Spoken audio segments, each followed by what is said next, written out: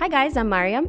Summer is here finally, the sun is out, the birds are chirping, and we're all spending a lot more time outside. Today I've prepared a look just for that. It's fresh, fun, and effortless, and is perfect for any special occasion spent outdoors.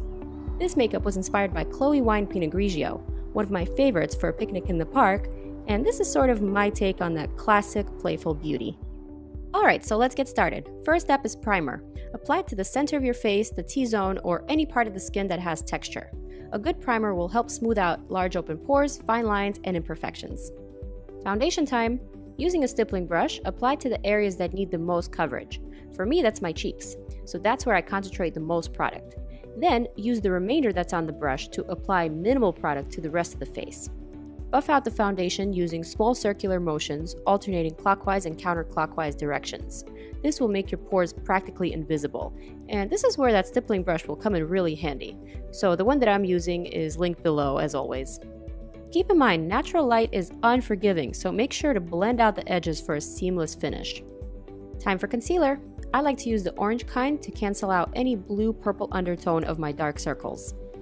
A beauty blender sponge like this one is definitely your friend, especially since flawless, natural-looking skin is the key component to any look that is meant for the outdoors. I like to soak up any excess product with a damp beauty blender to prevent my foundation from looking too fake or cakey, which would inevitably be very obvious in sunlight, and you definitely don't want that, so be sure to blot away. Dip the sponge into a loose setting powder and apply to the under eye as well as any area where the skin produces excess oil.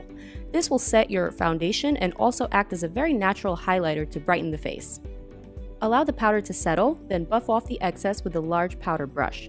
This process is popularly dubbed as baking and helps in keeping your foundation looking fresh, which is so essential if you'll be spending a lot of time in the sun. Let's move on to the brows. I'm using a waterproof pomade to keep my brows from smudging or fading. I'm quickly tracing out my arch, filling in any sparse areas, and extending the tail end to match my cat eye. I'm repeating it on the other brow, then brushing out everything with a spoolie to blend the product and keep my brows looking as natural as possible. Moving right along to the contour, I'm using a matte warm bronzer to define the perimeter of my face and add warmth to the complexion. For the cheekbones, I'm sucking in my cheeks to find the groove, then I'm blending down to slim my jaw.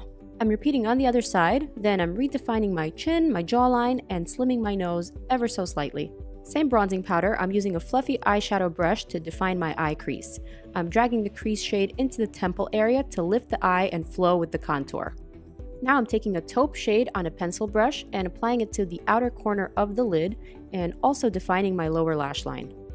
Picking up a black shadow with a pointed defining brush, I'm drawing a small wing, keeping it very soft and smudged. I'm also concentrating the shade on my outer lower lash line. I'm going back with that taupe shadow on the pencil brush and I'm just dragging it back to create more of a gradient.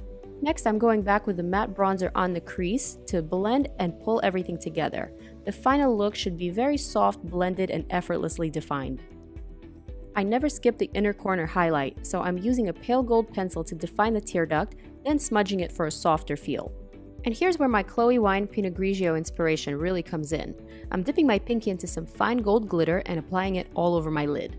Yes, I love wearing sparkles to outdoor events because they reflect so brilliantly against the sun. And against the wine, of course. Don't be afraid of loose glitter. If any of it falls on your face, just dust it off with a powder brush.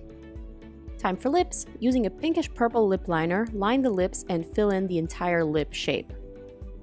And now for that summery pop of color, apply a peony pink lipstick to the outer portion of the lips. Next, apply a lighter petal pink lipstick to the center of the lips to create a fuller pout. Blend the two, press the lips together, and voila! Because it's so easy to overdo and can be difficult to fix, I like to apply my blush last, after the main pop of color. I chose a shade that is similar to my lip color but slightly warmer to go with my warm skin tone. Highlight is a must, and this golden shade matches my wine inspiration perfectly. Apply it to the tops of the cheekbones and down the nose bridge. Apply your falsies to dress up the look in case this is for a wedding party or for a soiree, and you're pretty much ready to step out in the sun. Here's a closer look at my Pinot Grigio inspired sparkling eyes. And here's the full look in action. Sculpted features, bright lips, subtle eyes. I really hope you like it. Sending you lots of kisses. Thank you so much for watching. I love you guys, and I'll see you in my next video. Wishing you an awesome summer. Cheers!